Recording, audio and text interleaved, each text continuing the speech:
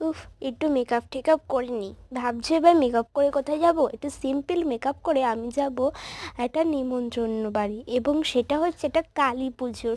অনেক দিন পর একটা পুজো বাড়ি নিমন্ত্রণ হলো। যাই হোক, তারপরে দেখো আমি সেজে গুজে নিয়েছি, এবং একটা লাল টুকটুকে ড্রেস পরে এবং সোয়েটার পরে সেজে গুজে নিয়েছি, আর সিম্পল লিপস্টিক আর কাজল পরেছি। দেখো, তোমাদের ঠাকুরটাও দেখিয়ে দিলাম, এবং আমি এখানে বসে একটু কফি খাচ্ছিলাম।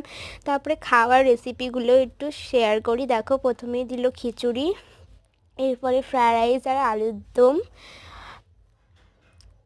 জানো তো বন্ধুরা, এই ফ্রায়েড রাইস আর আলুর দমটা না আমার দারুণ লেগেছে খেতে।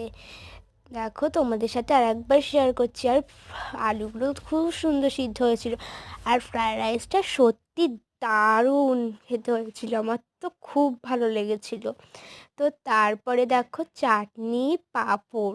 তো পাঁপড়ে সেই চাটনি মিশিয়ে একটু খাচ্ছিলাম। তারপরে পড়ে গেল পায়েস, এবং জমজমাট খাওয়ার পরে এই যে অশ্মি, আমার একটা সাবস্ক্রাইবার, আমার সাথে অনেকবারই ভিডিও করেছে, এবং আর 5 জনের মতন কলে হাত ধুয়ে দেখো আমি পুরো রেডি।